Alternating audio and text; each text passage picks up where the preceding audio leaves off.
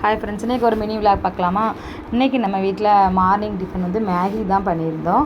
மாவு அரைக்கல, ஊருக்கு போயிட்டு வந்ததால் மாவு சாமான் எதுவும் வாங்கலாதனால மாவு அரைக்கல. அதுக்கு இடையில் தம்பி ஒரு லேஸ் வச்சுக்கிட்டு நம்ம எனக்கு பிச்சுத்தா அப்படின்னு சொல்லி கேட்டுக்கிட்டு இருந்தான். எவ்வளவோ தரமாட்டேன்னு சொல்லி அவனை இது பண்ணிக்கிட்டு இருந்தேன். ஆனால் அவன் அழுதுகிட்டே இருந்து பிச்சுத்தான்னு கேட்டுக்கிட்டு இருந்தான். அதுக்கப்புறமா மேகி ரெடி ஆயிடுச்சு. அவனை ஒரு வகையாக கன்வின்ஸ் பண்ணி மேகி சாப்பிட வச்சுக்கிட்டு நானும் தீஸ்தனும் விளையாண்டுக்கிட்டு இருந்தோம். மேகி வச்சு ஒரு ஃபன் பண்ணிக்கிட்டு இருந்தோம். அதுக்கப்புறம் தீசித்து அவனே சாப்பிட்டுக்கிட்டு இருந்தான். அவனால் அதை சாப்பிட முடியல, கீழே விழுந்துக்கிட்டே இருந்தது.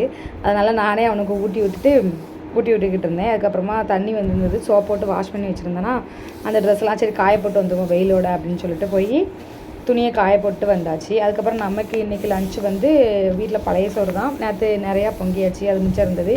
அவங்க அப்பா வேறு மதியம் சாப்பிட வர மாட்டாங்களா, அதனால் நமக்கு இன்றைக்கி பழைய சோறு தான். தீசித்தை வேறு அவங்க ஆட்சி கூட கொஞ்சம் வெளியே போயிட்டாங்க பக்கத்து ஊருக்கு.